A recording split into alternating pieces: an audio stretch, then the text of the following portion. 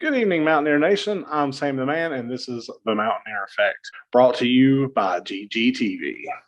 After our tune-up game against Long Island University, I wanted to take a minute and talk about the quarterback debate. There's a lot of chatter about quarterbacks and who should start. And I want to take a few minutes to talk about that and what I'm going to call the barometer for progress. So let's go.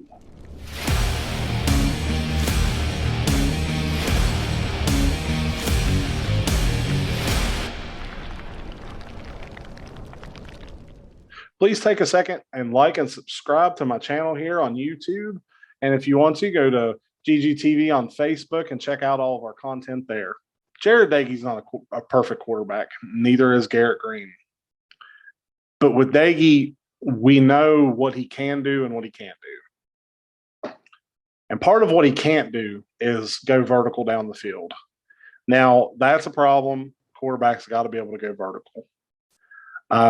They also have to be able to throw to the boundary, which I've been saying for 2 years is a problem. But in context, JERD Doege is a good game manager. He really doesn't turn the ball over very much, which, you couldn't tell that against Maryland, but I think last year he had like maybe 4 or 5 interceptions all year long. So, hopefully he can clean his game up. But what we know about JERD Doege is where he's weak.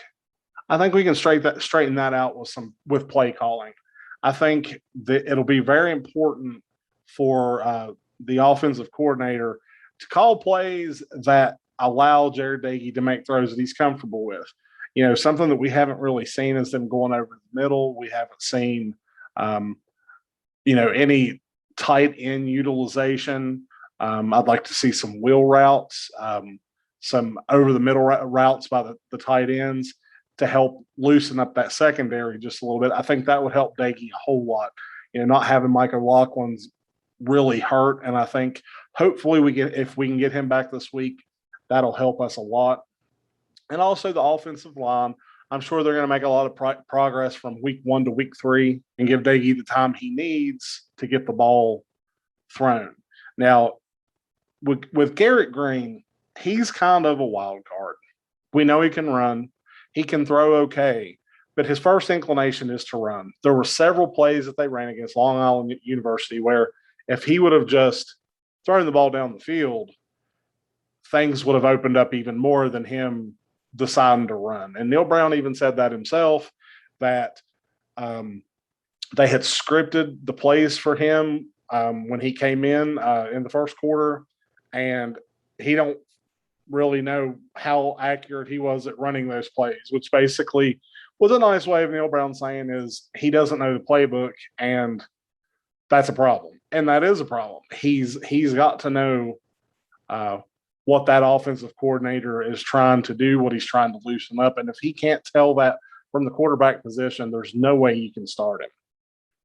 I think as Mountaineer fans, we're getting a little ahead of ourselves with switching quarterbacks. I think we all want to see a mobile quarterback. We want to see a quarterback that can move in the pocket, but we also have to have a quarterback that can run a play and throw the ball down the field when it's open.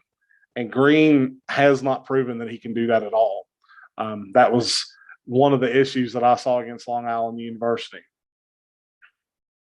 Now, with all that being said, one of the bright spots from the LIU game, I thought, was Will Crowder's performance. I mean, he only had 2 throws. One was a really tough throw to the boundary, like a drop-in pass. It was a really nice pass. Have a lot of hope for him. He's just a freshman. He's just getting a little bit of playing time here and there. But I think, he could potentially be a lot of fun for us in the future. But as a whole, the barometer for progress really is going to be this Virginia Tech game. We could end the game 2-1 or be 1-2 going into Oklahoma next week. And this game is important because it's going to shape the rest of the season. I think if we take on Tech and things don't pan out for the Mountaineers, you're still going to see Daggy regardless of what happens with Virginia Tech against Oklahoma. After that, then it'll be a toss up. If Daggy comes out against Tech and performs well, he'll be your guy the rest of the season. At the end of the day, we all know that we're not in the national hunt for a national championship or a growing program. And we have to, hope that we can make a bowl game, but we're also looking for growth. So depending on how this game goes is going to depend on the way Neil Brown manages the rest of the season. And I'm okay with that. If Daggy gets the job done against Virginia Tech, let him have Oklahoma, see how he does. From there on out, the schedule loosens up just a little bit. We've got more manageable games. If he comes out against Virginia Tech and then against Oklahoma and we're 1-3 at the end of that game, then I say make the change and let Green get all the reps he can get and let's move on. But I think up to this point, it's a little premature to be talking starter changes. You have to remember quarterbacks are very confidence driven.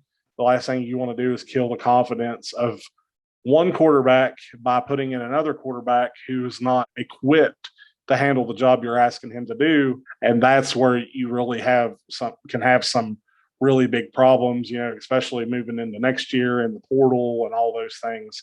So, these quarterbacks, you got to handle them with kid gloves. They're not, they're not very tough, so to speak. I hate to say it, but it's true. They're not very tough. I mean, you gotta kind of love them a little bit. That's what I'm choosing this week. I'm going to love Daggy, and we'll just see how it goes. But this is Sam the Man with the Mountaineer Effect. Let's go Mountaineers.